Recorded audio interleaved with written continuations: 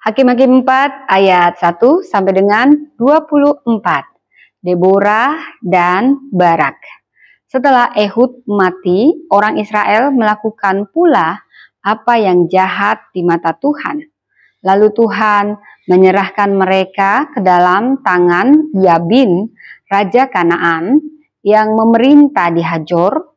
Panglima tentaranya ialah Sisera yang diam di Haroset Hagoim. Lalu orang Israel berseru kepada Tuhan, sebab Sisera mempunyai 900 kereta besi dan 20 tahun lamanya ia menindas orang Israel dengan keras. Pada waktu itu Deborah seorang nabia, istri Lapidot, memerintah sebagai hakim atas orang Israel.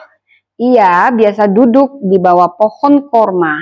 Deborah antara Rama dan Betel di pegunungan Efraim, dan orang Israel menghadap dia untuk berhakim kepadanya.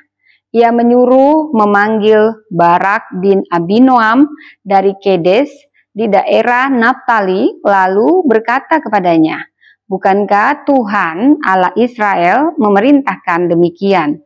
Majulah, bergeraklah menuju Gunung Tabor dengan membawa 10.000 orang Bani Naftali dan Bani Jebulon bersama-sama dengan engkau.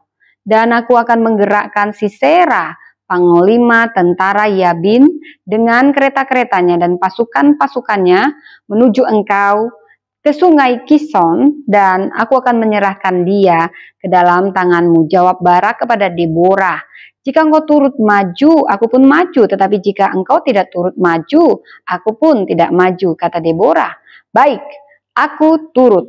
Hanya engkau tidak akan mendapat kehormatan dalam perjalanan yang engkau lakukan ini. Sebab Tuhan akan menyerahkan Sisera ke dalam tangan seorang perempuan." Lalu Deborah bangun berdiri dan pergi bersama-sama dengan Barak ke Kedes.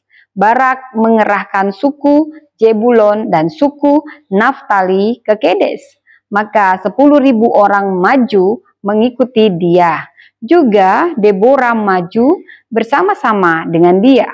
Adapun Heber, orang Keni itu telah memisahkan diri dari suku Keni, dari anak-anak Hobab ipar Musa, dan telah berpindah-pindah memasang kemahnya sampai ke pohon Tarbantin di Jaanaim yang dekat Kedes. Setelah dikabarkan kepada Sisera bahwa Barak bin Abinoam telah maju ke Gunung Tabor, dikerahkannyalah segala keretanya, 900 kereta besi, dan seluruh rakyat yang bersama-sama dengan dia dari Haroset Hagoim ke sungai Kison. Lalu berkatalah Deborah kepada Barak, "Bersiaplah, sebab inilah harinya Tuhan menyerahkan Sisera ke dalam tanganmu. Bukankah Tuhan telah maju di depan engkau?" Lalu turunlah Barak dari Gunung Tabor, dan 10.000 orang mengikuti dia. Dan Tuhan mengacaukan Sisera serta segala keretanya dan seluruh tentaranya oleh mata pedang di depan Barak, sehingga Sisera turun dari keretanya dan melarikan diri dengan berjalan kaki. Lalu Barak mengejar kereta-kereta dan tentara itu sampai ke Haroset Hagoim, dan seluruh tentara Sisera tewas oleh mata pedang. Tidak ada seorang pun yang tinggal hidup. Tetapi Sisera dengan berjalan kaki melarikan diri ke kemah Yael, istri Heber, orang Keni itu, sebab ada perhubungan baik antara Yabin, raja Hajor, dengan keluarga Heber, orang Keni itu. Yael pun keluar mendapatkan Sisera dan berkata kepadanya, "Singgahlah tuanku, silahkan masuk, jangan takut." Lalu singgahlah ia ke dalam kemah perempuan itu, dan perempuan itu menutupi dia dengan selimut. Kemudian berkatalah ia kepada perempuan itu, "Berilah kiranya aku minum air sedikit, aku haus." Lalu perempuan itu membuka kirbat susu, diberinyalah dia minum, dan diselimutinya pula. Lagi katanya kepada perempuan itu, berdirilah di depan pintu kemah, dan apabila ada orang datang dan bertanya kepadamu, ada orang di sini, maka jawablah tidak ada. Tetapi Yael, istri Heber, mengambil patok kemah, diambilnya pula palu, mendekatinya diam-diam, lalu dilantakkannya patok itu masuk ke dalam pelipisnya sampai tembus ke tanah.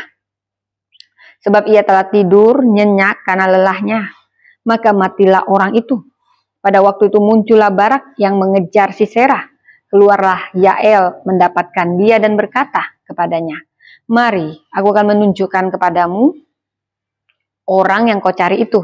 Lalu masuklah Barak ke dalam, dan tampaklah Sisera mati tergeletak dengan patok dalam pelipisnya. Demikianlah Allah pada hari itu menundukkan Yabin raja Kanaan di depan orang Israel. Dan kekuasaan orang Israel kian keras menekan Yabin raja Kanaan sampai mereka melenyapkan Yabin raja Kanaan itu. Demikianlah firman Tuhan. Tuhan memberkati.